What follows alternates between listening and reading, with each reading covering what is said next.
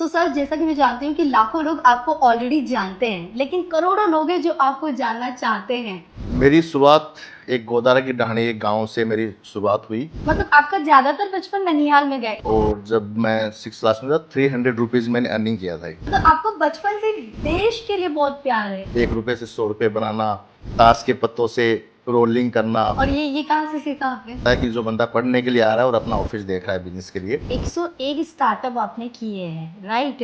तो उसमें से आपके 5 फेवरेट स्टार्टअप कौन से हैं? मैं कभी भी कोई भी चीज को लेके डीमोटिवेट नहीं हुआ। मतलब जीवन में संघर्ष तो काफी रहा है। तो मैंने 1% पे डेली के इंटरेस्ट पे भी लेके मैंने इनकम टैक्स पे किया है। आपने कुछ मूवी भी बनाई है। लेकिन मैंने देश की महानता के ऊपर सब्जेक्ट को चूज किया। तो कैसा लगता है कि जब हम दुनिया के टॉप बिल्डिंग के ऊपर से अपना काम ऑपरेट कर रहे हैं और दुनिया को देते हैं, तो आपकी कैसी फीलिंग है? यूएस के अंदर फेस्टिवल ऑफ ग्लोब के थ्रू बेस्ट फिल्म अवार्ड मिला। कि अब सेव अर्थ मिशन क्या है और वो कैसे आप उसको ऑपरेट कर रहे हो पूरा देश एक विचारधारा से यूनाइट हुआ है। इसका लक्ष्य है कि 2040 तक हम 3000 करोड़ प्लांटेशन को लगा के अडॉप्ट करना। Hello everyone, this is Jayshree और आज आप सभी का स्वागत है इस वीडियो में, जहां पे हम बात करने वाले हैं भारत के एक ऐसे व्यक्ति के साथ जिनका नाम मात्र भारत में ही नहीं पर विदेश में हर एक कोने में गूंज रहा है। So ladies and gentleman, save earth mission के इंडिया चैप्टर के हमारे प्रेसिडेंट, जिन्होंने 1 घंटे में 5 लाख वृक्ष उगा के गिनीज वर्ल्ड रिकॉर्ड बनाए। और इतना ही नहीं, Forbes, Reuters, TEDx, business inside में जिन्होंने अपनी आवाज़ दी है। सो लेडीज एंड जेंटलमैन, आज हम बात करने वाले हैं India's biggest case study on earth. So welcome mister Sandeep Chaudhary on channel. Hello sir, कैसे हैं आप? बहुत बढ़िया, awesome, thank you. So sir, जैसा कि मैं जानती हूँ कि लाखों लोग आपको ऑलरेडी जानते हैं, लेकिन करोड़ों लोग हैं जो आपको जानना चाहते हैं। सो उससे पहले कि हम वहाँ पे पहुँचे, मैं जानना चाहूँगी कि आपकी जीवन की शुरुआत कैसे हुई, आप कहाँ से आते हैं और कैसे आपका जीवन की शुरुआत हुई? मैं सबसे पहले जो भी दर्शक हैं जो मुझे देख रहे हैं सभी का दिल से स्वागत करता हूं मैं। ओके। मेरी शुरुआत एक गोदारा की ढाणी एक गांव से मेरी शुरुआत हुई, जी। जो एक झुंझुनू जिले में पड़ता है। ओके। जब मैं बचपन में छोटा था तो मेरे ननिहाल रहता था, मैं बिरोल गांव करके बोलते हैं। जब मैं फर्स्ट क्लास में था तब जब स्कूल की छुट्टी होती है उस टाइम पे दोपहर का टाइमिंग था। उस टाइमिंग पे मेरी चप्पल चोरी हो गई थी। अच्छा, चप्पल चोरी हो गई थी? यस। ओके। तो 3 किलोमीटर तक मुझे पैदल जाना था मेरे ननिहाल के घर पे, हाँ जी, हाँ जी। नानी के पास में। 1 किलोमीटर तक गया तो मतलब मेरी रात आत्मा की रूहें कांप गई। इतनी ज़्यादा धूप थी, नंगे पाँव था मैं। ओके। नानी को मैंने आवाज़ लगाई तो वहाँ से आवाज़ कहाँ से सुनेगी। तो आपने कहावतें सुनी होगी कि ये आपको नानी याद आ गई, तो मेरी बचपन में नानी याद आई हुई है। वाह। यस। तो आपने वो एक्सपीरियंस कर लिया एक्चुअली। एक एक्सपीरियंस वो है। दूसरा एक्सपीरियंस, मेरे पापा के साथ मेरी एक शर्त लगी थी, तो मुझे ननिहाल जाना था। शर्त लगा के बिना पैसे बस में बैठ के मैं ननिहाल पहुंचा था। वो 1995 की बात है, ओके। जब मैं सेकंड क्लास में था। ओके। उस शर्त को जीतने पे मुझे एक केला मिलना था। लेकिन मैं दौड़ के आया था, बग के आया था, तो पापा ने बताया नहीं कि मैंने शर्त जीती है। उसकी एवज में मेरे मतलब मार लगी हुई है। मेरे मामा जी ने मेरी पिटाई की थी जब सेकंड क्लास में था। उस टाइम पे मैं बोल नहीं पाता था, मेरी ये प्रॉब्लम थी बचपन में। अच्छा। तो मतलब कुल मिला के बहुत सारे ऑडियंस देख रहे हैं, सीकर वाले से बोलता हूँ कि संदीप चौधरी को प्रसादी मिली हुई है। तो उस चीज़ ने मुझे क्या किया, मेरी जिज्ञासा, जो चीज़ का मैं एक्सपेक्टेशन कर रहा वो नहीं मिलके मेरी पिटाई हुई, जिसको मैं बोल नहीं पाया, उससे मेरी जिज्ञासा डेवलप हो गई। इतनी स्ट्रॉन्ग जिज्ञासा हुई कि कोई भी चीज़ मैं देखने लगूँ तो उसको मैं गहराई से जानने की मैं कोशिश करता हूँ।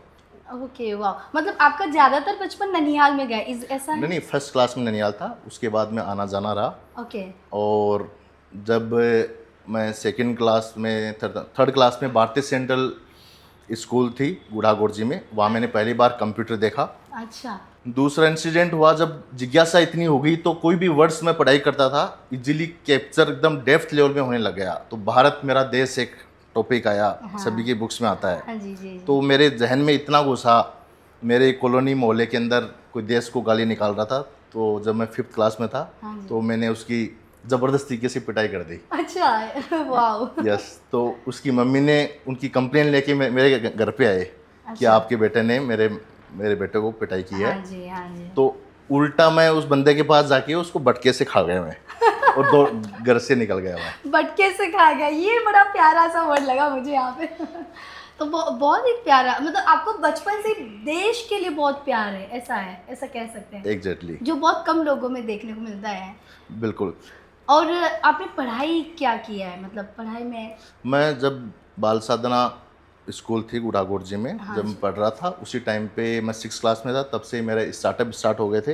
ओके, 6th क्लास से? मैं जितने भी इलेक्ट्रॉनिक्स आइटम, मैंने बताया कि जिज्ञासा डेवलप हो गई थी, जो भी चीज़ देखता था उसकी गहराई में जाने की इच्छा हो गई। वाह। जब इलेक्ट्रॉनिक अप्लायंस घर पे होते थे तो घर वाले जब भी बाहर जाते थे तो पीछे से मैं खोल के देखता था उनको।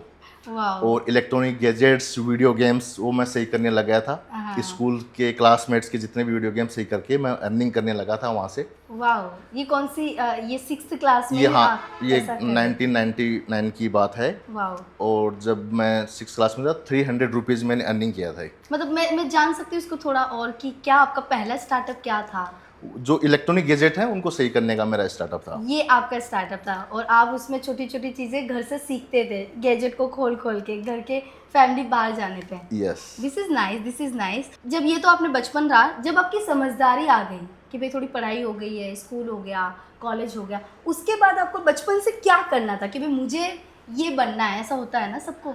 मेरी लाइफ का मेरा एक ही मकसद था, जो 1994 में मेरी आत्मा की रूह कांप गई थी। मुझे उस जगह पे पेड़ लगाने थे। ओके। जब 6 क्लास में 300 रुपीज़ कमाए उस टाइम वहाँ जाके पेड़ लगाता तो क्या मैसेज आता हाँ, कि अरे बच्चा क्या कर रहा है, किसी को कहानी समझ में नहीं आती। हाँ। तो मेरी स्टार्टअप्स की जर्नी कंटिन्यू रखी। मैं Okay. मैजिक शोज दिखाता था।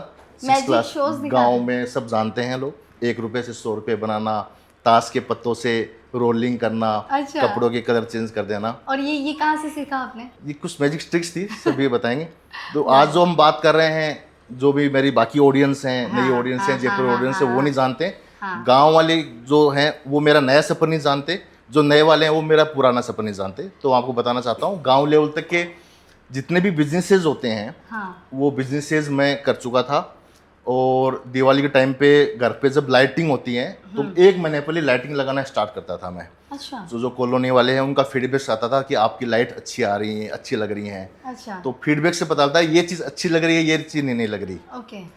मुझे पता चला है कि 101 स्टार्टअप आपने किए हैं, राइट? तो उसमें से आपके 5 फेवरेट स्टार्टअप कौन से हैं जो आपको ऐसा लगे कि यार ये मेरे दिल के बहुत करीब रहे हैं? मैं आपको बताना चाहता हूँ, मेरे सारे स्टार्टअप मेरे फेवरेट हैं, सभी को मैंने तय दिल से मैंने किया है। वाह। जब मैं 2006 में मैं जयपुर आया, हाँ जी। मतलब जिस पहले दिन ही जयपुर आया उसी दिन मैंने अपना ऑफिस देख लिया था। ओके। अपना विद्याधर नगर सेंट्रल स्पाइन के अंदर। ये पहली बार होता है कि जो बंदा पढ़ने के लिए आ रहा है और अपना ऑफिस देख रहा है बिजनेस के लिए। This is और साथ में मैंने सिटी सेंटर जयपुर के अंदर मेरा ऑफिस था। उस टाइम पे एक इंसिडेंट था कि 1.5 साल तक मेरा खाना घर से आता था। nice. ओके। 4 आवर का सफ़र होता था। तो 4 आवर के अंदर जो मम्मी खाना घर से बेचती थी तो इतना गर्म हो जाता था, छाछ इतनी गर्म हो जाती थी। तो 1.5 साल तक मतलब वो खाना 30 रुपए की प्लेट में बाहर से खा सकता था। मम्मी को बोलता था, तो मम्मी का टेलरिंग का काम था। हाँ। ब्लाउज सिलते हैं तो एक 20 रुपये मिलते थे उस टाइम। हाँ, कि अब इतनी मेहनत करते हैं तब मिलते हैं। तो सिटी सेंटर से बस स्टैंड पे पैदल जाके मैं, जब उस टाइम ऑफिस था, खाना लाने के लिए मैं ट्रेवल करता था। और उस ऑफिस को जब पेपाल के थ्रू मैं ट्रांजेक्शन कर रहा था तो ट्रांजेक्शन फेल होने की वजह से मेरे कुछ पेमेंट्स आने थे, वो नहीं आ पाए। मेरे को पेपाल की वजह से ऑफिस भी छोड़ना पड़ा। अच्छा, ऐसा है। मतलब जीवन में संघर्ष तो काफ़ी रहा है। यस। सो इसके बाद जैसे ऑफिस बंद हो गए तो ऐसे इंसान डीमोटिवेट हो जाता है ना कि यार शुरू किया और बंद हो गया। तो आपके दिमाग में तब क्या चल रहा था और क्या आपने किया? मैं कभी भी कोई भी चीज़ को लेके डीमोटिवेट नहीं हुआ। ये और बहुत ही सुंदर मैंने बात काम कही है। मैंने घर से स्टार्ट कर लिया था। 10 मदरामपुरा सिविल लाइन्स जयपुर में मैंने रेजिडेंस मकान लिया। अच्छा। वहाँ भी स्थिति ऐसी आ गई थी, घर वाले बुलाने लगे, तेरे बस की बात नहीं है, घर पे आ जा, कपड़े सिलने का काम कर ले या खेती कर ले। हाँ। ऐसा ऑप्शन था। लेकिन उसी टाइम पे एक चमत्कार हुआ, गूगल एडसेंस यूएस से मेरे पास चेक आया। तो मैं ज़बरदस्त खुश हुआ उस मोमेंट पे। तो वाह। 2008 में। लेकिन उस दिन मेरे मुझे डॉलर की वैल्यू पता चली कि ये डॉलर होता है, डॉलर भागता जा रहा है, भागता जा रहा है। फिर पता चला गूगल हमको यहीं से कमा के हमको दे रहा है। अच्छा, वाह। सो ये तो बड़ी मतलब ये आपके लिए बहुत ही बड़ी बात हो गई ना कि एक जगह से आपको डाउन मिला और वहाँ से आपको एक पॉइंट मिला कि जहाँ से आप वापस से रीस्टार्ट कर सकते थे, राइट? एग्जैक्टली। फिर आपने अपनी लाइफ को किस तरीके से आगे लेके चले? उसके बाद में मैंने आईटी के काम से, मैंने शादी से पहले ही मैं सक्सेस हो गया था सिक्का रोड पे। शादी, अगर आप मुझे बताएं कि आपकी कौन सी उम्र में शादी हुई है? शादी तो मैं 21 साल की उम्र में था तभी मेरी शादी हो गई थी। उससे पहले ही मेरा ईडन गार्डन में A82 बंगला था, मेरे प्लॉट्स थे, अच्छा, जहाँ पे वाटर पार्क था, वाटर पार्क फ्री था। वहाँ होता है कि इंसान के जो बड़े से बड़े ड्रीम होते हैं वो मैंने पूरे अचीव कर लिए थे उस वाली स्टेज के ऊपर। वाह। लेकिन मुझे कुछ बड़ा करना था, मेरी आत्मा की अलग पेन था, वो लोगों को किसी को समझ नहीं आया। तो मुझे क्यूरियस था, मुझे आगे से आगे और जाना था। हाँ जी, बचपन का एक इंसिडेंट और बताता हूँ मैं आपको। Please please please. मेरी मदर को मैंने 300 टाइम्स मैंने कहा है कि मैं एक दिन कुछ सबसे बड़ा करूँगा मैं। अच्छा, वाह। जो अप्रोक्स था 100 टाइम्स मुझे डांट पड़ी है कि इतनी बड़ी बात मत किया कर। क्या, सॉरी ना, क्या क्या 300 टाइम्स एक दिन बड़ा करो? 300 टाइम्स मेरी मम्मी को बोला है ये बात कि मैं एक दिन बहुत बड़ा करूँगा, सबसे बड़ा करूँगा। ओके ओके तो क्या इतनी बड़ी बातें मत किया कर, मेरे को डांट पड़ी है 100+ टाइम्स। ओके। और घर का माहौल बचपन में कैसा रहा है, मतलब आपकी फैमिली में सब? फैमिली में गांव में ऐसे रहता है, जॉब क्लास की तरफ फोकस रहता है। मैं 12th क्लास तक था, स्कूलिंग टाइम तक। सच में टू बी मैं आज जो बोल रहा हूँ, आज दुनिया के सामने इतना बोल रहा हूँ। हाँ जी। मैं क्लासमेट्स में किसी से भी बोल नहीं पाता था, मेरी ये प्रॉब्लम थी। अच्छा, और आज सबको इतना बड़ा संदेश दे रहे हैं। उस टाइम पे ये होता था कि ये बंदा बोल नहीं सकता तो फौज में लग ही नहीं पाएगा ये। हाँ हाँ हाँ। लेकिन मेरी तो जिज्ञासा कुछ अलग ही थी ना बचपन से। वाह। तो ये कैसे इतना कॉन्फिडेंस गेन किया आपने कि मतलब जो इंसान बचपन में किसी से ज्यादा बात नहीं कर पा रहा है और आज देखो वो दुनिया के सामने हर एक वो कोने में मैंने पहुंच अपने के आप बात को कर रहा है। ही ओपन किया। जो मेरी मल्टीपल इंसिडेंट्स मेरे साथ में थे उनको, मतलब जीवन के छोटे छोटे जो आपको ठोकर मिली है, या मैं कह सकती हूँ कि जहाँ पे आप थोड़ा सा गिरे हो, वो ऊपर उठने पे जो कॉन्फिडेंस गेन किया, जिससे आज आपकी आवाज़ हर एक कोने में पहुँच रही है, यस, ऐसा कह सकते हैं, राइट? बिल्कुल। और इसको एक स्पेशल इंसिडेंट था। मैं जब जयपुर में ट्रेवल कर रहा था सी स्कीम के अंदर 2007 के अंदर, अच्छा। तो एक जगह पे लिखा हुआ था यहाँ पैन कार्ड बनाए जाते हैं। तो इंस्टेंट मैंने डिसीजन लिया, उसी टाइम पे पैन कार्ड बना लिया। मैंने पूछा क्या यूज़ आता है पैन कार्ड का, हाँ हाँ। कि सरकार को टैक्स भरने के लिए यूज़ आता है। अच्छा। उसी टाइम से मैंने टैक्स पे स्टार्ट कर दिया था। वाह। ये तब आपकी उम्र कितनी रही होगी? 2007 की बात है वो। मतलब ऐसे नहीं, कॉलेज टाइम? हाँ, कॉलेज टाइम में, हाँ, फर्स्ट ईयर में था ये मैं। बड़ी बात है कि यहाँ पे जब लोग कॉलेज में ये भी नहीं समझ पा रहे हैं कि ज़िंदगी में आगे कॉलेज के बाद क्या करना है, तब आप लाइफ में ऐसे प्लान सेट कर रहे हो कि भाई मुझे टैक्स भरना है, मुझे कुछ और बड़ा बिजनेस करना है, डॉलर में पैसे कमाने हैं। तो ये बहुत ही बड़ी बात है, ये बड़ी सोच है जो हमारे संदीप जी में हम देख पा रहे हैं। जब मैं टैक्स वाला पॉइंट बताया कि टैक्स भरने का मेरे को शौक था, हाँ जी। तो टैक्स की जर्नी मेरी इस टाइप की रही कि टैक्स को बढ़ते हुए क्रम में बनना है। तो एक बार मेरे पास फंड्स नहीं थे, तो मैंने 1% पे डेली के इंटरेस्ट पे भी लेके मैंने इनकम टैक्स पे किया है। अच्छा, तो मतलब ऐसा, मतलब पर्टिकुलर ऐसा क्यों कि आपको इसको ये आपका माइंडसेट था कि हाँ। ईच टाइम आपका टैक्सेशन बढ़ के ही बढ़ते, बढ़े? हाँ। ये भी बहुत ही सुंदर बात कही है। संदीप जी, वैसे तो बहुत सारी हमने काम की बात कर ली, वैसे आपका पर्सनल बचपन से कैसा इंटरेस्ट रहा? आपको क्या चीज़ें या क्या एक्टिविटी, क्या आर्ट पसंद है, या कैसे आप हॉबीज़ क्या रही है आपकी? हॉबीज़ में जितनी भी चीज़ें मैंने देखता हूँ उन सभी चीज़ों को मैंने हर चीज़ को जिया है। मैंने शुरू से बता दिया मेरी जिज्ञासा वो रही है, हाँ। तो हर चीज़ को ही मैंने सीखा है। ओके। और आपकी कोई फेवरेट बुक जो आपने पढ़ी हो, जिससे आपको इंस्पिरेशन मिला हो? जीत आपकी शिवखेड़ा की है, सबसे फर्स्ट बुक मैंने वो पढ़ी थी। My favourite book Yes. Too. मुझे भी वो बहुत बुक पसंद है, और वो आप रिकमेंड करते हैं लोगों को बिल्कुल, कि वो पढ़ी है? सब पढ़ी, बिल्कुल। अच्छा, ओके। और मुझे ये भी पता चला है कि आपने कुछ मूवी भी बनाई है, ये बात सच है? यस, मेरे सामने कुछ नया करना था। हाँ गांव से आने के बाद शहर के लिए, हाँ अब सिटी लेवल पे, स्टेट लेवल पे, कंट्री लेवल पे, देश लेवल की जब बात आई, हाँ। मेरे पास बहुत सारे ऑप्शन थे हाँ। कि मैं इंटरटेनमेंट सेगमेंट पे करूँ, डिफरेंट सेगमेंट पे मूवी बनाए। हाँ। लेकिन मैंने देश की महानता के ऊपर सब्जेक्ट को चूज़ किया। हाँ।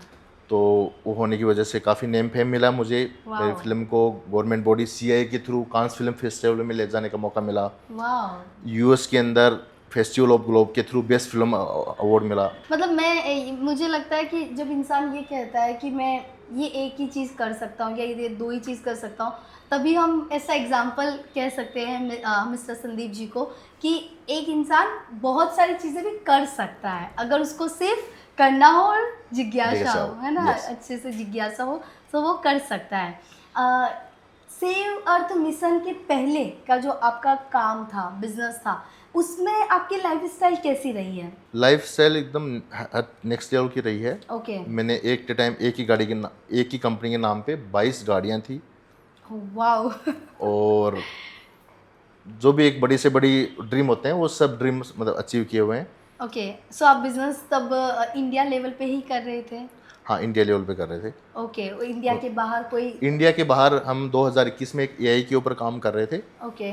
जो हमारा वर्ल्ड के टॉलेस्ट फ्लोर बुर्ज खलीफा में 149 फ्लोर पे ऑफिस था। एक अच्छा। एसीआई जो दुनिया भर की जो मीडियाज हैं उनकी एपीआई कनेक्टेड थी। ओके। उनके वीडियो से ऑटोमेटेड टेक्स्ट कन्वर्ट होके ऑटोमेटिकली सेंटिमेंटल चेक हो जाता है कि पूरी दुनिया में क्या चल रहा है। अच्छा। वो एआई जानकारी कर लेती है। वो एआई ऑटो ट्रेड करके, जिसके लिए पूरी दुनिया पीछे भग रही है, पैसा पैसा पैसा, वो पैसा ऑटोमेटेड मशीन कैसे कमाए, उस चीज़ के ऊपर काम कर लिया था। अच्छा, ओके, मतलब सर सब करके बैठे हैं।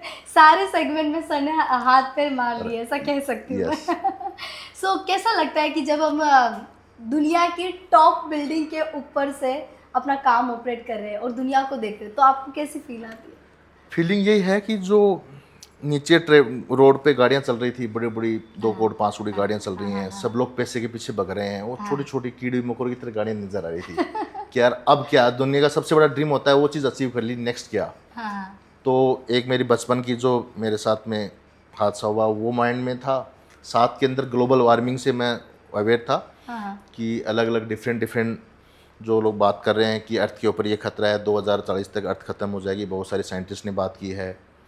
हमारे पीपल बाबा ने बोला है, यहाँ पे अपना एनवायरमेंटिस्ट हैं पीपल बाबा, जिन्होंने 6,70,000 एकड़ में जंगल लगाए। उन्होंने क्लियर बोल दिया हीट वेव्स इतनी बढ़ने वाली हैं कि 70% मानव जाति 2030 तक खतरे में है। अच्छा, ऐसा? तो कि हम कितना ही बड़ा कर लें, अर्थ ही ये हमारी ये मेन घर है ये, हाँ हाँ, ट्रू ट्रू। तो इसी को हम ध्यान नहीं रखेंगे।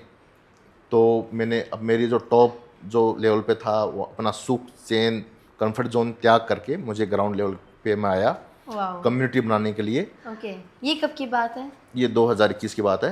2021 2021। की बात है, 4 साल पहले की बात है। हाँ हाँ। अच्छा, वाह। तो फिर मतलब एग्जैक्टली क्या दिल को कनेक्ट करके गया कि आपको लगा कि नहीं यार, इस पे काम करना चाहिए या काम करने जैसा है? एनवायरनमेंट दुनिया की सबसे बड़ा काम, मैंने बचपन से मेरा था कि सबसे बड़ा कुछ काम करना है, तो सबसे बड़ा करने के लिए सबसे बड़ी प्रॉब्लम को सोल्व करना पड़ेगा। Okay. सबसे बड़ी प्रॉब्लम है क्लाइमेट चेंज। हाँ जी। ये प्रॉब्लम किसी एक इंसान की नहीं है, हाँ जी। हर इंसान की गलत हैबिट्स की वजह से हुआ है। हाँ जी, बिल्कुल तो बिल्कुल। सब इसके लिए ग्राउंड के ऊपर आके मुझे कम्युनिटी बनानी थी, ओके। और ग्राउंड लेवल पे इमोशनली धरती माता को बचाने के लिए इस मिशन से इमोशनल कनेक्शन की एक विचारधारा के साथ लोगों को कनेक्ट किया। ओके, वाह। तो इसमें मतलब आपका इसमें जुड़ने के पहले कोई इंस्पिरेशन है कि भाई इनको देख के मैं इंस्पायर हुआ और फिर मुझे लगा कि मुझे इसमें आना है? हम देश के प्राइम मिनिस्टर नरेंद्र मोदी जी, हाँ जी। उनकी जर्नी से मैं इंस्पायर हूँ, ओके। और उनसे ही मैं बहुत सारी चीज़ सीखे। और जनरल वीके सिंह जी हैं जो आर्मी चीफ रहे हुए हैं, जनरल रहे हुए हैं, हाँ जी। उनसे भी मैंने काफ़ी प्रेरणा ली है, काफ़ी बार मैं उनसे मिला हूँ, ओके, वाह। उनका आशीर्वाद भी लिया है मैंने। बहुत बढ़िया। सो इसमें सेव अर्थ मिशन में आने से पहले आपको क्या चीज़ थी जो आपको इंस्पायर की, या क्या ऐसा घटा कि आपको लगा कि भाई इसमें जाना चाहिए, या कोई इंस्पिरेशन जिसको देख के लगा कि भाई मुझे भी इसमें ही जाना है? इंस्पिरेशन तो देश के प्राइम मिनिस्टर मोदी जी से मिली। उनकी जो अभियान था एक पेड़ माँ के नाम पे, अच्छा। उनकी विचारधारी को, कि उनकी जो सोच है उस सोच को आगे बढ़ाया जाए। वाह।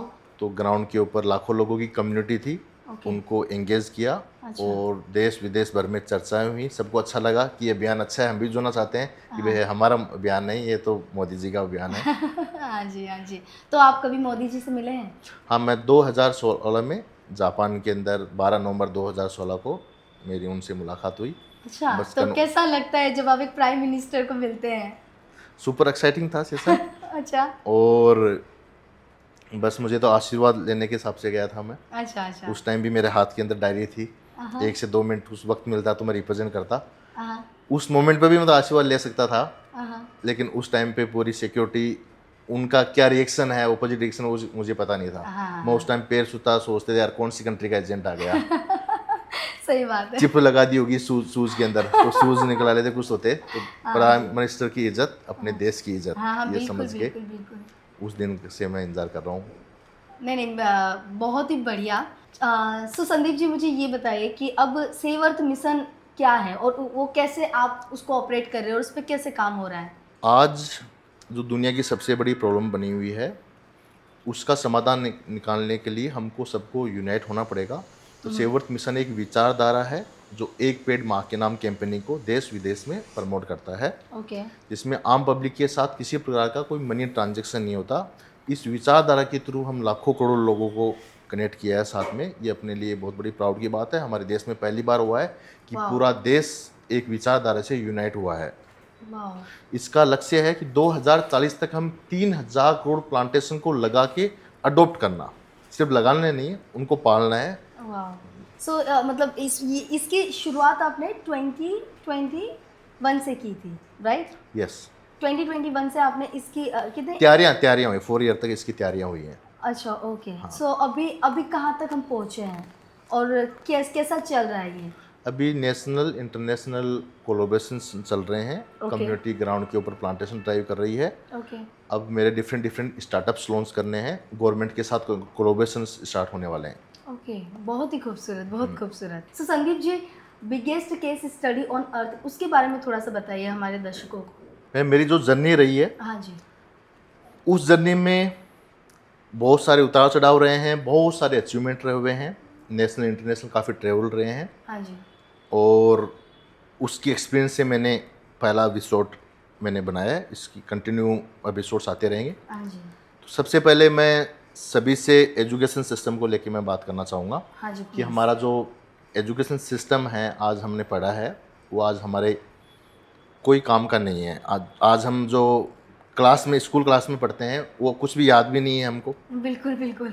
ठीक है, तो बुढ़ागोड़ जी मेरे गांव है, 15+ स्कूल्स हैं वहाँ पे। हाँ। तो उन्हीं से बोल रहा हूँ कि मास्टर जी क्यों बच्चों का टाइम हम वेस्ट कर रहे हैं। जो चीज़ हम याद कर रहे हैं वो चीज़ें हमको बाद में याद नहीं है। हाँ। सिर्फ मेमोरी हमको ऐसी चीज़ स्टोर कराएं जो हमको याद रहें। Yes, yes, yes. जो हमारा एजुकेशन सिस्टम है, वो शिक्षा प्रणाली है, ये अंग्रेजों के टाइम की स्टार्ट है, उस टाइम से लिया हुआ है मॉडल है ये। हम प्रैक्टिकली हम चलें कि जो चीज़ हमको रियल लाइफ में काम आए। हम आज तक जो भी पढ़ा है रियल लाइफ में कुछ भी काम नहीं आ रहा। जी, जी, जी, बिल्कुल। क्या आप बता सकते हैं 6th क्लास के अंदर मैथ्स में वो तीसरे नंबर का चैप्टर क्या नाम है? नहीं, बिल्कुल नहीं, बिल्कुल कुछ भी याद नहीं है। ये किसी के लिए भी आसान नहीं होगा बताना। तो हमने जो चीज़ किया है, अब एक दूसरे को खुश करने के लिए नंबर्स हैं, वो नंबर्स हमको आगे कभी काम नहीं आते हैं। मेरे को कभी मेरी लाइफ के अंदर वो काम नहीं आए हैं, और वो सिर्फ नौकरी की तरफ हमको लेके जाते हैं। True, true, true. ठीक है, काफ़ी सच बात है। यदि हम सभी से वो है कि सभी को हमको टर्न होना चाहिए। अब टेक्नोलॉजी इतनी एडवांस आ गई हैं, हाँ जी। जो इमेजेस मूवीज़ दिखाएं उसकी एग्जाम बना लो। हमको डेटा को स्टोर करना है, किसी की मेमोरी को इंक्रीज करना है कि मेमोरी कितनी वर्क कर रही है। हाँ जी। तो हाँ जी। ऐसी चीज़ें इन्फॉर्मेशन भेजें जो डेटा को ज़्यादा स्टोर कर सकें। ओके। प्लांटेशन को लेके कितने ट्रीज, कितने पेड़ होते हैं, कौन सा प्लांट कब ग्रो होता है, कौन सा फ्रूट कब मिलता है। हाँ जी। लोग पूरा इतिहास के ऊपर बात करते हैं। हाँ ये जी। स्नेक किसको मारा, क्या मारा, वो डेटा गूगल पे ही सर्च कर लो, उसको याद करके क्या बेनिफिट। हाँ, हाँ। और इन्फॉर्मेशन को स्टोर करके उससे भी तो मेमोरी को ट्रेन किया जा सकता है। हाँ, मतलब काफ़ी बेहतर बात है ये कि अगर हम आज ये पढ़ें जो कल काम में आने वाला है, तो काफ़ी इम्प्रूवमेंट हम देख पाएंगे लोगों में और हमारे इवन जीवन शैली में भी, राइट? तो मतलब एग्जैक्टली क्या बदलाव चाहिए आपको कि क्या होना चाहिए एजुकेशन सिस्टम में? जिसको मेमोरी इजीली कैप्चर कर ले। हाँ। म्यूजियम टाइप की चीज़ें स्कूल्स में बना देनी चाहिए। वाओ। हमने इस लाइफ को बोरिंग बना रखा है सबने। थोड़ा एंटरटेनिंग होनी चाहिए। हाँ, अच्छा है, बच्चों को खेल कूद अच्छा है, हर चीज़ खेल कूद के अंदर सब चीज़ सिखा दो उनको। वाओ, बहुत ही खूबसूरत। है ना, जो लाइफ में ज़रूरत है, जिस आदमी पैसे के लिए भगता है, तो पैसे कमाने की सारी चीज़ें उनको शुरू में सिखा दो। जिसका जो इंटरेस्ट है वो चूज़ कर ले। काफ़ी सही बात कही आपने, है ना? मतलब क्योंकि वो एक बच्चे का इंपॉर्टेंट टाइम होता है। उस टाइम को ऐसी चीज़ बढ़ा रहे हैं जो चीज़ उसको लाइफ में कभी काम ही नहीं आनी। हाँ मतलब सच बात है। इवन मुझे लग रहा है कि गवर्नमेंट इस पे थोड़ा काम भी कर रही है शायद। हाँ, काफ़ी इम्प्रूवमेंट हुए हैं, लेकिन हाँ और इम्प्रूवमेंट की नीड है। हाँ जी। हाँ मतलब मैं संदीप जी के बिहाफ पे ये कह रही हूँ कि प्लीज़ एजुकेशन सिस्टम पे थोड़ा सा काम करना चाहिए, और पूरी गवर्नमेंट बॉडी को भी, और साथ भी मुझे लगता है कि हर एक इंसान जो एजुकेशन सिस्टम से जुड़ा हुआ है वो लोग अगर मिलके कुछ करें तो काफ़ी बेहतर हो सकता है। एग्जैक्टली। और हमारे the biggest study on earth के बारे में बताइए। कोई भी जॉब करता है, नौकरी करता है, उनका माइंड सेट हो जाता है, भाई मुझे ये काम मिला है, ये हाँ टाइम अपने को कंज्यूम करना है, हाँ उसमें आउटपुट क्या आना है उसमें फोकस नहीं रहता हाँ हाँ कि ये टाइम कर दिया तो मेरे को इतना अर्निंग हो जाएगी। हाँ मेरा एक चाइना में दौरा था, चाइना में ट्रेवल हुआ, हाँ तो उस टाइम पे मैंने काफ़ी सारी फैक्ट्री विजिट की। तो वहाँ पे जो टीम काम कर रही थी, वो लोग काम कर रहे थे, उनकी जो काम करने का जोश उत्साह जिस तरह से लगे हुए थे, तो वो पैसे के लिए काम नहीं कर रहे थे, उन्होंने उस काम को एज ए ओनरशिप लेके वर्किंग कर रहे थे। इसके पीछे आपको क्या लगता है कि क्या रीज़न हो सकता है कि एक इंसान है वही काम को बहुत ही दिल से कर रहा है, और सेम ही काम है दूसरा इंसान ऐसे टाइम निकालने के लिए कर रहा है, इसके पीछे का क्या रीज़न आपको लगता है? बस सोच का फ़र्क है ओनली। इंसान को जो दायित्व, जो जिम्मेदारी मिली है, उसको ओनरशिप के साथ में करे। अच्छा ओके, मतलब आप जब भी काम कर रहे हो तो दिल से करो। और मुझे लगता है इसके पीछे ये भी एक रीज़न हो सकता है कि इंसान आज सिर्फ काम करने के लिए कर रहा है कि भाई इतना करेंगे तो इतना आ जाएगा, मतलब सिक्योरिटी पर, वो अपना जो दिल कर रहा है वो काम नहीं कर रहा है। इसके Exactly. पीछे शायद ये भी एक रीज़न मुझे लगता है। यदि अपना ओनरशिप साथ करे, 100% अपना दे, और जितने भी अभी ऑर्गेनाइजेशन कंपनीज हैं उनके अंदर भी इंसेंटिवाइज मॉडल्स दे दिया जाए कि ये काम अचीव करने के बाद में ये इंसेंटिवाइज मिलेगा। आज टेक्नोलॉजीज इतनी हो गई हैं, एआई बेस्ड चीज़ें हो गई हैं, बहुत सारे काम स्पीड अप हो गए हैं, हाँ लेकिन सभी लोगों को अवेयर नहीं है। हाँ हाँ बिल्कुल बिल्कुल। हाँ मतलब अगर कोई भी इंसान को ये पता चले कि भी इतना करने पे इतना और पैसा भी मिलेगा या फिर उसको प्रमोशंस मिलेंगे तो वो और बेहतर तरीके से कर ये करेगा। सकता है। Yes. So Sandeep ji, biggest case study on earth, इसको और थोड़ा मैं डिटेल में जानना चाहूँगी। जी बिल्कुल मैडम, ये क्या है, मेरे जो मल्टीपल स्टार्टअप्स रहे हैं, मल्टीपल एक्सपीरियंसेस रहे हैं, इतने एक्सपीरियंसेस शायद एक इंसान की जर्नी में नहीं रहते हैं। हाँ जी तो अब तक के इतिहास की सबसे बड़ी केस स्टडी की सीरीज़ में लेके आ रहा हूँ। हाँ जी तो ऑडियंस को आज मैं पहला एपिसोड में बताना चाहता हूँ। हाँ जी प्लीज़। सबसे पहले इंसान पैदा होता है, उसके बाद फोकस आता है उसकी एजुकेशन के ऊपर। बिल्कुल। आज हम जो भी पढ़ते हैं अपना प्राइमरी स्कूल्स के अंदर, वो हम किसी को भी आज के टाइम पे याद नहीं है। हम जो पढ़ा है हमने उसके टाइमिंग वेस्ट किया है। गुड़ागोड़ जी स्कूल वालों, क्यों बच्चों का टाइमिंग अपन वेस्ट कर रहे हैं? आज बताओ, आप लोगों को किसी को याद है कि 6th क्लास में क्या पढ़ा था, 7th में क्या पढ़ा था? जो चीज़ हम इतना टाइम वेस्ट करके पढ़ा वो हमारे आज लाइफ में काम ही नहीं आना है, तो उस चीज़ पे क्यों अपन फोकस कर रहे हैं? जो नंबर्स हमने अचीव किए हैं वो नंबर्स कभी हमको काम नहीं आने, तो हमको चेंज करना चाहिए सिस्टम। जो चीज़ें हमारी रियल लाइफ के अंदर काम आए उस तरफ हमको आगे बढ़ना चाहिए। मेरा एक चाइना का दौरा हुआ। आज हमारे यहाँ पे बिजनेसेस होते हैं, बॉस होता है, बॉस की अलग चेयर होती है, क्लाइंट सामने बैठता है, ये माहौल रहता है। मैं चाइना विजिट किया, काफ़ी सारी फैक्ट्री विजिट की, तो वहाँ का माहौल किस तरह का था मैडम जी? अपना एक सिटिंग जोन था, उसी के अंदर पूरा एक सेंटर टेबल है, वहीं पे जो ओनर हैं वो उसी का जो सेंटर टेबल है उसी के ऊपर चाय बन रही है। ओके। और क्या नाम है, एक बार पी लिए उसके बाद वापस डाल रहे हैं, रुकने का नाम ही नहीं ले रही। वहाँ फीमेल्स ज़्यादा इन्वॉल्व कर रही हैं। अच्छा। उस टाइम पैसे होते हैं तो इतना दिल किया कि तुरंत ही बिजनेस डील लोग कर दें। ऐसा ही माल स्टार्टअप्स में होता है। यहाँ की जो स्टार्टअप की दुनिया है, पूरा एकदम बॉस जैसा मसला नहीं होता, सब एक ओनर जैसे फीलिंग देते हैं। कोई बॉस के भी नहीं होती, एकदम सभी की सोफा से सीटिंग होती हैं, सब मिलजुल के काम करते हैं। तो ऐसी भावना के साथ हमको काम करना होगा, एकजुट होके मिलके हमको काम करना होगा। वाह, काफ़ी खूबसूरत बात कही आपने कि अपने को मतलब सबको अगर इक्वली मान ले कि भाई ये काम भी मेरा है और वो बॉस को भी लगे कि ये लोग भी मेरे हैं, yes. तो मुझे लग रहा है कि काफ़ी अच्छा इसका आउटपुट निकल सकता है। बिल्कुल। संदीप जी, अभी कुछ ही दिनों पहले यहाँ पे अहमदाबाद में प्लेन क्रैश हुआ था, सो उसके बारे में डिकोड करते हुए आपने एक वीडियो बनाई है, राइट? उसके बारे में मैं थोड़ी जानकारी जानना चाहूँगी। यस मैडम, शुरुआत करने से पहले जो एग्जैक्टली उस दिन हुआ क्या था वो मैं सभी को दिखाना चाहता हूँ। Please please please.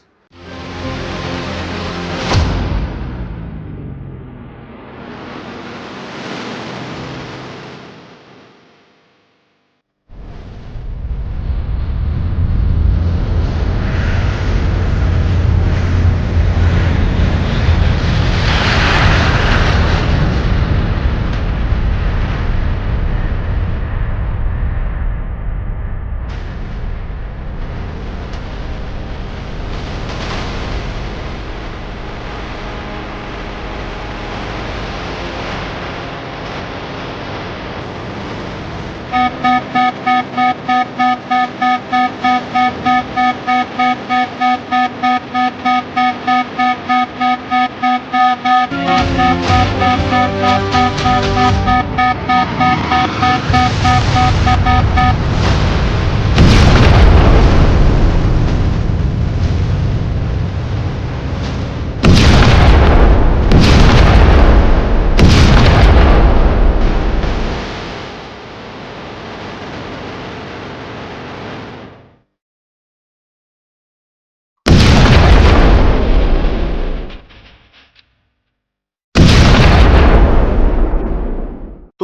उस हादसे के अंदर मैं हुआ था, उस टाइम मैं भी सहम गया था। पूरा दुनिया के लिए इस तरह का एक सदमा क्या हुआ अचानक। बिल्कुल बिल्कुल। तो उसके मैं डेटा को एनालाइज किया, उसमें पॉइंट आ रहा, मैंने कुछ आर्टिकल्स पढ़ रहा था, उस आर्टिकल्स में लिखा हुआ था कि भारत देश दुनिया भर के डिकोडिंग कर देता है, अपने देश का नहीं कर पा रहा। अच्छा। इंडिया इज फेलियर, ऐसा कुछ कंटेंट था एनडीटीवी के अंदर। ओके। तो जहाँ भारत देश को इस तरह का पॉइंट आता है तो मेरे पता नहीं क्या हो जाता है आत्मा के अंदर। उसके डेप्थ के अंदर गया, कुछ नंबर्स को एनालाइज किया, तो मुझे 369 का पैटर्न समझ में आया। जिस डेट को हादसा हुआ, अच्छा। 12/6/2025, तो 12 को करते हैं 3, 6 को 6, 2025 को करते हैं 9। तो 369 जो नंबर हैं, प्लस वहाँ पे एक मेल इंसान बच्चे, एक भगवत गीता, 3 एलिमेंट्स यहाँ पे आ रहे हैं। हाँ। और जो क्रेश का टाइमिंग है 1:38, वो भी 3 मेंशन करा रहा है। लंदन के जो लेटर्स हैं वो 6 हैं, अहमदाबाद के लेटर्स हैं वो 9 है। ये भी जो सीक्वेंस बन रहा है 369 बन रहा है। ओके। 369 एक निकोला टेस्ला, दुनिया के एक महान साइंटिस्ट रहे हुए हैं, उनका बताया हुआ है कि एक ब्रह्मांड का सीक्रेट है, ये ब्लूप्रिंट ऑफ गॉड भी बोला जाता है। अच्छा। तो ये यूनिवर्स का मैसेज हमारी अर्थ के ऊपर आया है। यूनिवर्स ने एक मैसेज कम्युनिकेट करने की कोशिश किया है। अच्छा। तो आप सभी भी देखें क्या क्या मैसेज कम्युनिकेट हो रहा है कि एक फीमेल मेल जो भी हैं सबको एकजुट होके जो भगवत गीता है वो पढ़नी चाहिए। यूनिवर्स को वो बातें अच्छी लगी हैं। अच्छा। ओके। भगवत गीता अच्छी लगी है इंसानों की, अच्छा। चाहे वो किसी भी, मैं सभी बता दूं, मैं जिस फील्ड में रहा हुआ हूँ, मैं सभी धर्मों को मानता हूँ। मैं क्या नाम, मस्जिद भी मैं गया हुआ हूँ। अच्छा। हाँ जी। गुरुद्वारों में कीर्तन भी गए हैं। बलबीर पाजी हैं हमारे जयपुर में, वहाँ से काफी हमारे खूबसूरत। सीजू जो है दोस्त हैं, उनकी शादी में मैं गया हूँ, चर्चों में। तो हर धर्म से मैं इन्वॉल्व हूँ। ओके। तो यहाँ धर्मों की बात नहीं है, इंसान ने सबसे पहले एक मानवता का धर्म बनाया, सबसे बड़ा धर्म वो है। हाँ जी बिल्कुल। और यूनिवर्स ने हमारे देश में एक मैसेज दिया है ये। तो इस तरह का हादसा होता है तो सब लोग डर गए उस पॉइंट से। हाँ जी। तो यूनिवर्स कभी इस तरह की गलती नहीं करता है। वो इस तरह की कुछ मैंने वो डेप्थ में स्टडी किया, तो चुनी हुई आत्माएं होती हैं। अच्छा, ऐसा है। चुनी हुई आत्मा होती हैं। तो जो साथ गए, क्या उनके साथ में क्या गया? क्या गया? क्या पैसा साथ में गया? उनका नहीं गया। बिल्कुल उनके जो अच्छे कर्म है वो उनके साथ में गए हैं। बिल्कुल बिल्कुल। तो आज भाग दौड़ की जिंदगी के अंदर लोग पैसे के पीछे लिए भाग रहे हैं। वो आज विज्ञान ने इतनी बड़ी तरक्की कर ली है कि हर चीज ऑटोमेटेड हो गई है। हाँ जी बिल्कुल बिल्कुल। सब टेक्नोलॉजी अडॉप्शन लोग नहीं कर पा रहे। आज इंसान कोई गरीब है, कोई मिडिल क्लास है, आज जो उसने अपना शरीर बना रखा है, जो उसकी कैपेबिलिटी है, उसका मूर्तिकार खुद है। वो खुद ने मूर्ति बनाई है। हाँ बिल्कुल बिल्कुल। लोग आज एक लूप में फंस गए हैं, एक ट्रांजेक्शन के लूप में फंस गए हैं। सुबह से शाम तक पैसे को अर्जित करने के लिए ट्रांजेक्शन कर रहे हैं। इंसान अपनी जिंदगी का मुनीम बन के रह गया है। तो आप मतलब इसमें क्या चाहते हैं कि क्या इंसान को एक सही जीवन कैसे जिया जा सकता है? इसके लिए सभी को, जो मेरी जर्नी रही है, मेरे 101 स्टार्टअप्स, उसमें कभी भी मेरे पास बड़े ट्रांजेक्शन हुए, कभी भी 48 आवर्स से ज़्यादा पेमेंट रहा ही नहीं। मैंने पैसे की इतनी बड़ी चक्री घुमा दी, इतनी चक्री घुमा दी, उसी की वजह से पॉसिबल हुआ है। अच्छा, ओके। तो पैसे को रोक के संचय करना फोकस नहीं है, फोकस रख रहे हैं लोग, संचय नहीं करना चाहिए। पैसे को जितना खर्च करोगे उतना ट्रेड होगा, इकोनॉमी बढ़ेगी उसी से ही। हाँ। और वही लाइफ है। इस इंसिडेंट से ये पता चला कि अगला पल ही हमको कुछ पता नहीं है, सब कुछ यूनिवर्स के कंट्रोल में है।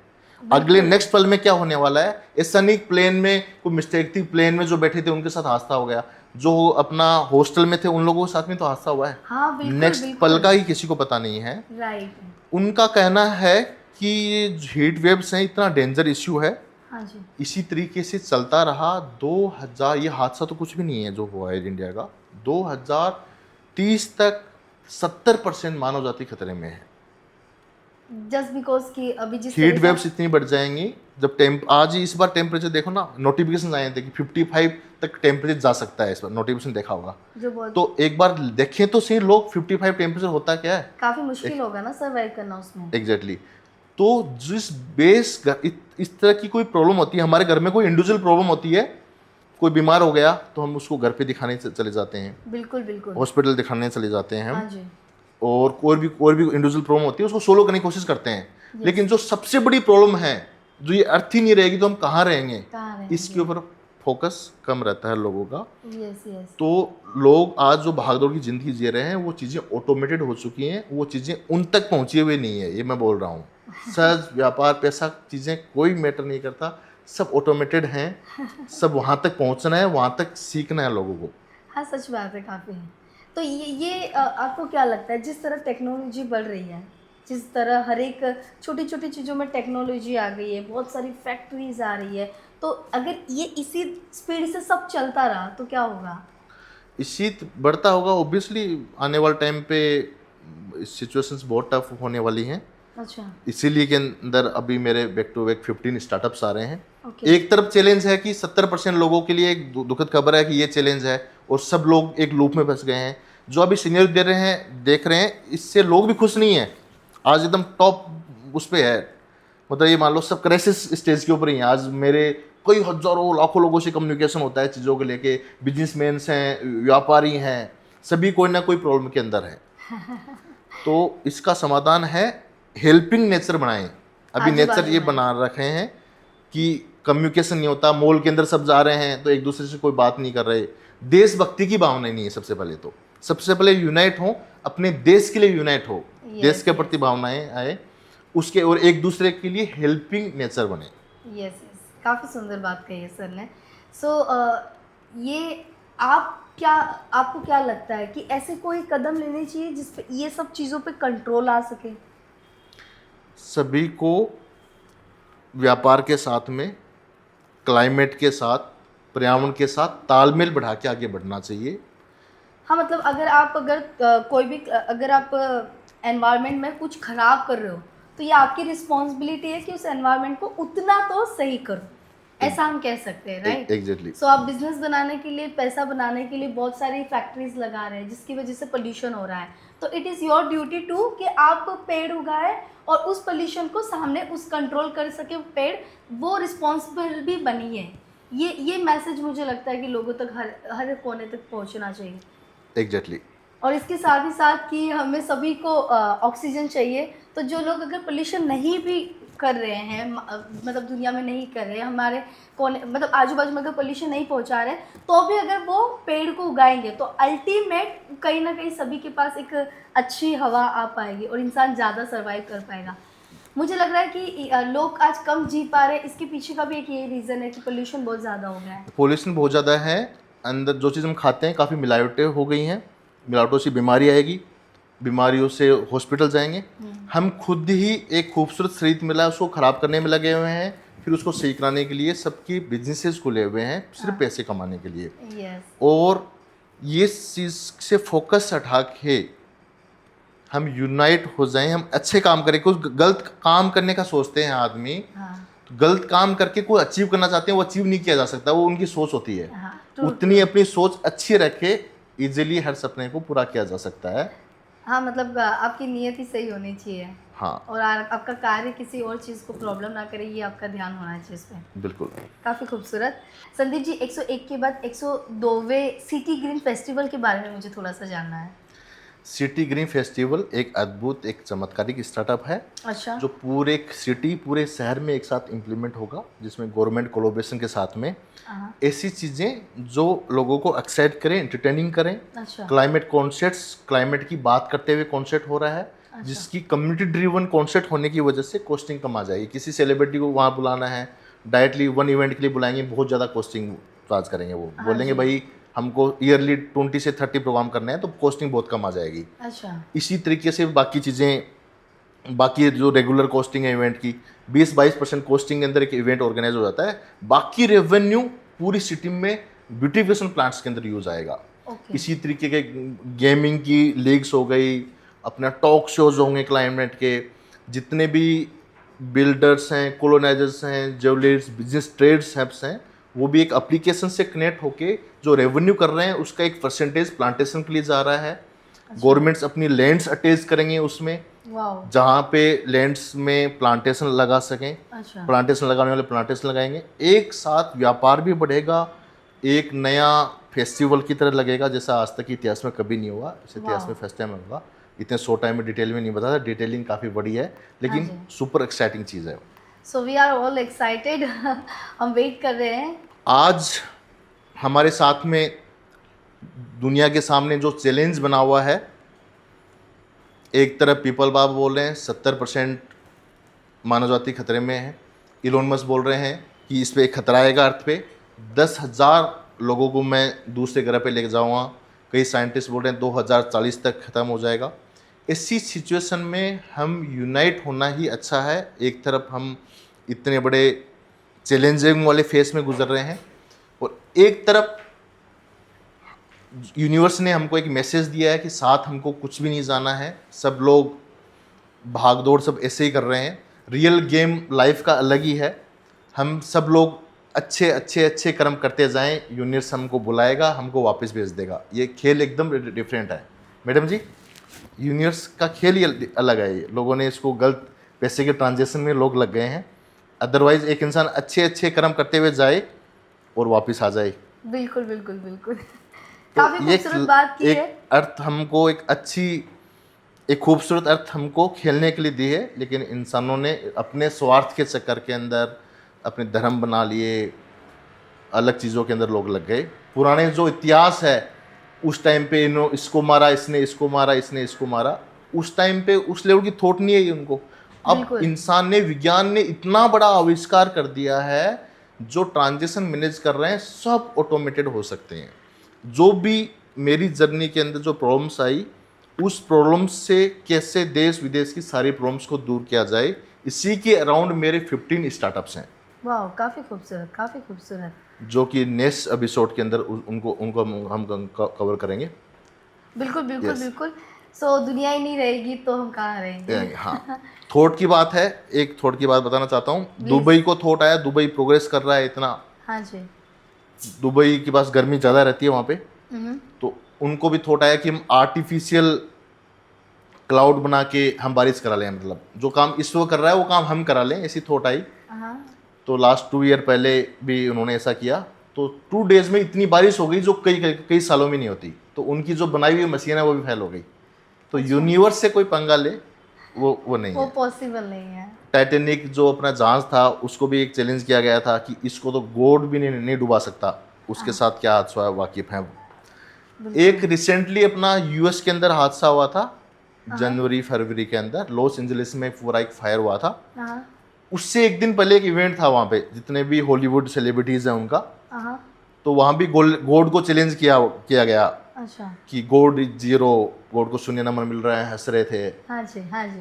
तो क्या हादसा हुआ एक बार मैं दिखाना चाहूँगा सभी को एग्जैक्टली वहाँ पे। तो यूएस के अंदर जो हादसा है वो सभी ने देखा है कि यूनिवर्स 369 गॉड से पंगा लेने पे क्या होता है। जहाँ पैसा पावर कुछ भी काम नहीं आता, अगला पल क्या होना है कि किसी को पता नहीं है।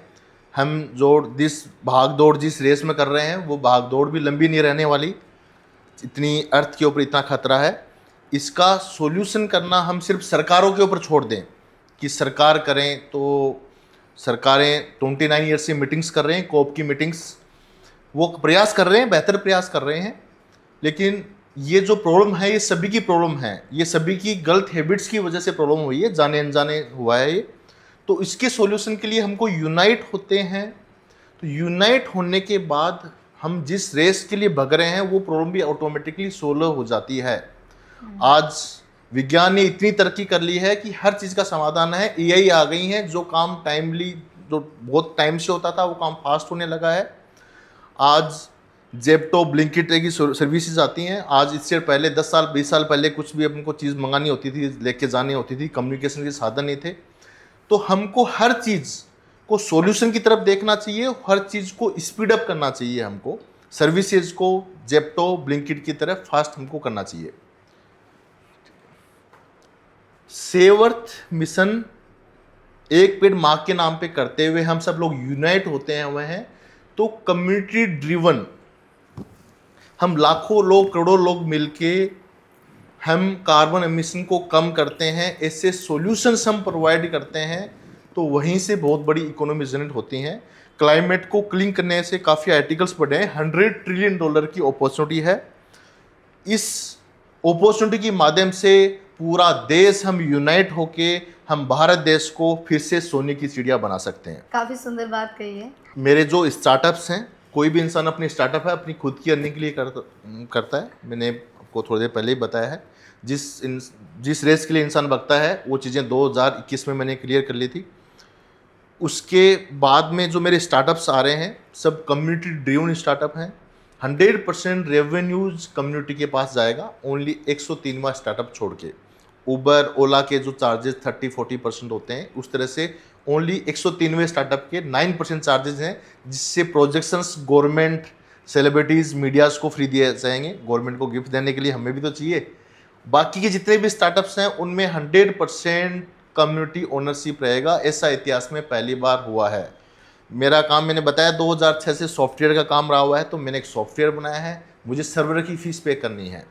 एक स्टार्टअप के साथ इतने लाखों ओनर एक साथ लगेंगे तो इकोनॉमी, सरकारों को तो इतनी जीएसटी जनरेट होने वाली है वो सोच भी नहीं सकते। इन स्टार्टअप को कंप्लीट करते हुए, कंक्लूड करते हुए एक ऐसी एआई पे काम कर रहा हूँ जो 31 दिसंबर 2026 को मैं भारत सरकार को गिफ्ट करना चाहता हूँ। उस एआई से कितनी भी बड़ी इकोनॉमी जनरेट की जा सकती है। आज हम कोई भी चीज़ को पहुंचाने के लिए, किसी प्रोडक्ट को बेचने के लिए जो मार्केटिंग, ब्रांडिंग, जो लीकेज है, जो वेस्टिंग हो रही है, उसको री इकोनॉमी बनाया है यहाँ के ऊपर इस एआई के थ्रू। तो जो इकोनॉमी वेस्ट हो रही है, लीकेज हो रही है, उस री इकोनॉमी बनने की वजह से गवर्नमेंट को भी नया इनकम टैक्स जनरेट होगा। साथ के अंदर मेरे जो स्टार्टअप्स की जर्नी रही है, मैं ग्लोबल डोनेशंस की कैंपेनिंग रेडी की हुई है। किस तरीके से ग्लोबल लेवल पे एक प्लेटफॉर्म के माध्यम से डोनेशंस आएँ और यहाँ के लोग प्लांटेशन लगाएं, उनको ग्रो करें।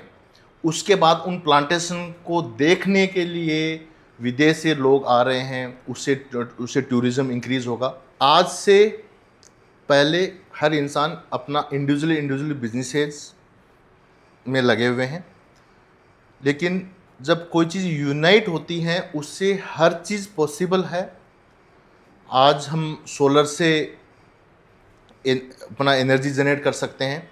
वो एक इंडिविजुअल पर्सन फोकस नहीं कर सकता भाई मुझे सोलर प्लांट लगाना है, लेकिन ग्रुप ऑफ लोग मिलके, अब टेक्नोलॉजी आ गई, पेपर वाला वर्क तो है नहीं कि 30 साल पहले भाई 50 लोग पार्टनर बन रहे हैं, पेपर में कौन हिसाब रखेगा।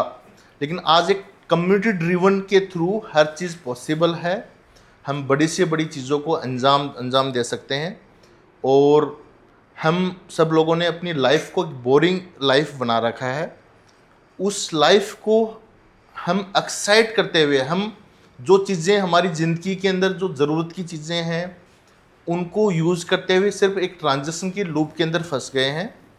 तो वो एक्साइट करने वाले मेरे startups back to back launch होंगे और आप उसके लिए नेक्स्ट टाइम कनेक्टेड रहें। संदीप जी, काफ़ी बड़ी जर्नी रही है आपकी।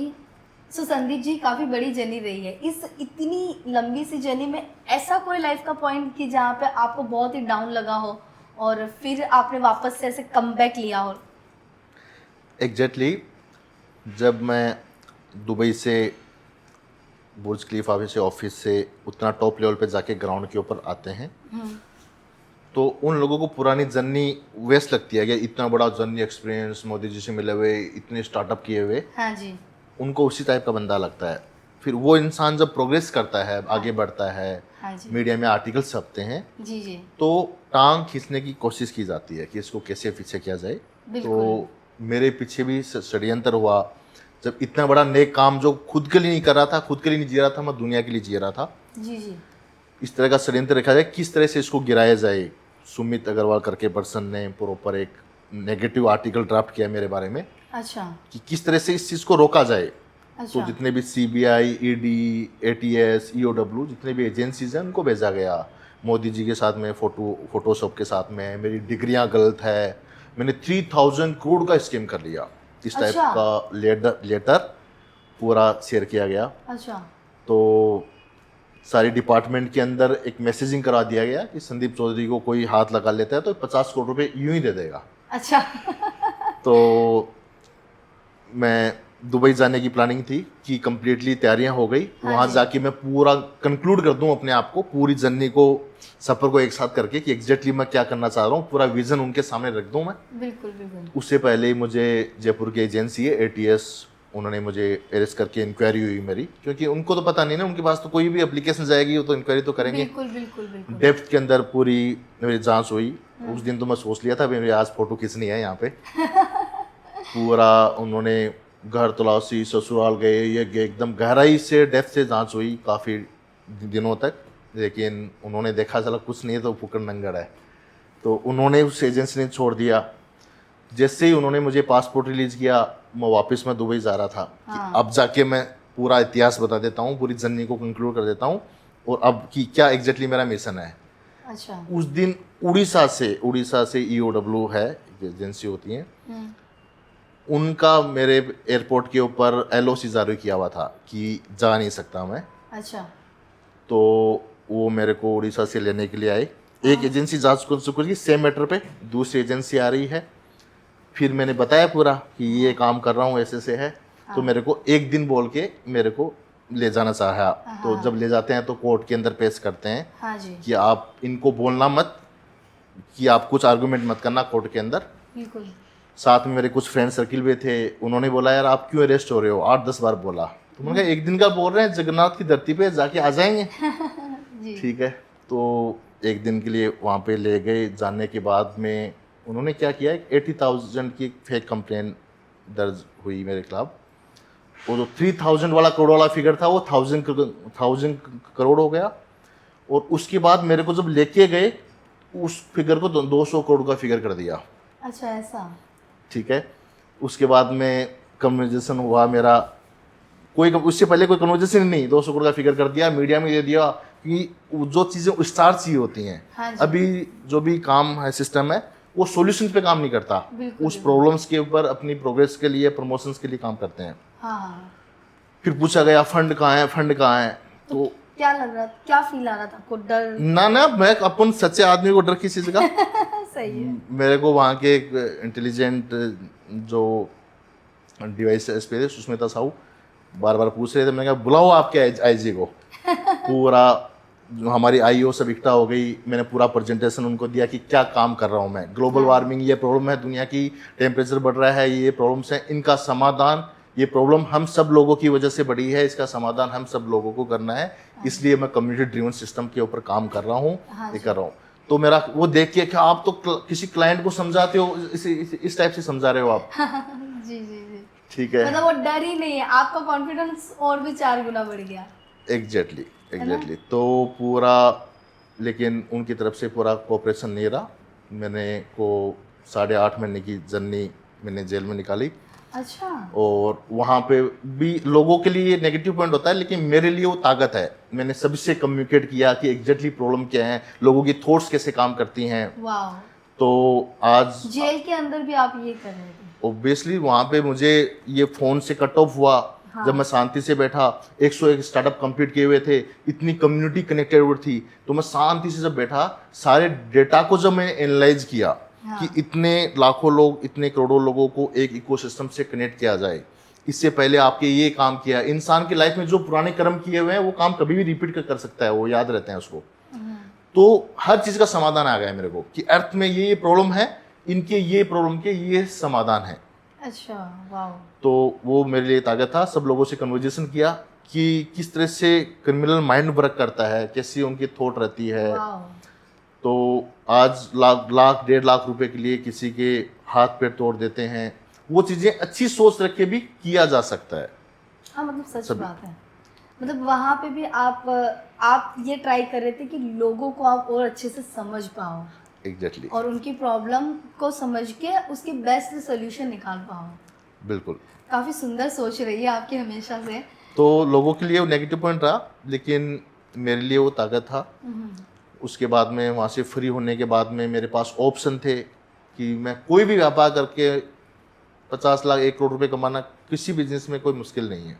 जी जी जी। लेकिन मैंने सबका ऑप्शन चूज किया कि सबका भला कैसे हो, अर्थ कैसे बचा हो, उसके ऊपर वर्किंग किया, दिन रात एक किए। हम जो काम करते हैं, हमारे साथ के लोग, सामने कुछ होते हैं, पीछे से कुछ होते हैं। मतलब आज जो मैं सिचुएशन में हूँ, ये कोई नॉर्मल सिचुएशन नहीं है। बहुत कॉल वॉल्यूम ज़्यादा है मेरी लाइफ का, मैं ये फर्स्ट नंबर है। तो अभी जो प्रमोशन चल रहे हैं, बहुत सारे कॉल्स आ रहे हैं, सब चीज़ों को एक मैनेज करना, तो एकदम उस लेवल पे एक मतलब जो ये अचीवमेंट्स है, ये आम बात नहीं है। सफ़र आसान नहीं रहा है। क्या आपको ऐसा लगता है कि आप एक सेलिब्रिटी हो गए हैं? सेलिब्रिटी नहीं, हम एक देश प्रेमी, एक धरती माता के प्रेमी बन के एक आम इंसान की तरह रहना चाहते हैं। इससे पहले ज़रूर मेरा एक प्लानिंग था कि अपने आप को कहीं इस्टेब्लिश करना है। तो इतने स्टार्टअप्स किए हैं, किस तरह से मार्केट में एंट्री मारें। तो जयपुर में मैं एक दुनिया का सबसे बड़ा हाईटेक बाबा की तरह एंट्री करने की प्लानिंग थी मेरी। अच्छा। मैंने एक स्टार्टअप से 9,000 पंडित भी मैंने बुक करा दिए थे। अच्छा, हाथी, घोड़े, ड्रोन से बहुत बड़ी एंट्री मैं जयपुर में मारने वाला था। फिर क्या हुआ? ये जब एयर इंडिया हादसा हुआ, हाँ जी, उसके बाद में मैंने कहा भाई हर चीज़ यूनिवर्स के कंट्रोल में है, मैं सतर्क हो गया है। ये बोलेगा बन रहा है बाबा जी, सीधा एक सब कुछ कंट्रोल में है। कुछ मक्खी भेज दी, कुछ भी भेज के 1 मिनट में लेके लेके जा सकता है। सीधा ले जाके कुछ गलत करे, उल्टा उल्टा लटका देगा। सीधा बोलेगा कि भैया बन रहा है बाबा जी, ऐसा तो नहीं, इंसान की तरह, मिनखों की तरह धरातल पर रह के कुछ काम कर लें। तो एकदम मैं सारे भाइयों की तरह उसी तरह से जाना चाह रहा हूँ। ग्राउंड के लेवल पे हम काम करेंगे। So Sandeep ji, biggest case study on earth के बारे में आप थोड़ा और विस्तार में बताएं। तो भाइयों, चीज़ों को कंक्लूड करते हैं। आज हम जिस रास्ते हम चल रहे हैं, जिस दिशा में चल रहे हैं, आने वाले टाइम पे हम डेंजर स्थिति में हैं। और आज एनवायरनमेंट के प्रति समन्वय बना के हम चलेंगे तो उससे ज़्यादा अचीवमेंट पा पाएंगे। एक दूसरे के ऊपर जो अविश्वास की भावनाएं हैं, उसको अपन ख़त्म करना स्टार्ट करें। जो एजुकेशन लेके लाखों करोड़ों लोग एक जॉब के पीछे भग रहे हैं, 200-500 नौकरी निकलती हैं और कई लाखों लोग उस नौकरी के पीछे लगते हैं। वो डेटा को एनालाइज कीजिए कि ये अपॉर्चुनिटी मिली है, इतने लोगों को अचीवमेंट मिलना है, फिर हम क्यों भग रहे हैं। तो नौकरी माइंडसेट से ओनरशिप माइंडसेट पर रखिए। आप 5-10 लोग मिलके, ग्रुप ऑफ लोग मिलके क्या बेहतर कर सकते हैं। हर चीज़ का सॉल्यूशन ही बिजनेस है। सॉल्यूशन की तरफ फोकस कीजिए, अपने आप पैसा आएगा। और आज विज्ञान ने, टेक्नोलॉजी ने इतनी प्रोग्रेस कर ली है, हर चीज़ के समाधान हमारे पास हैं।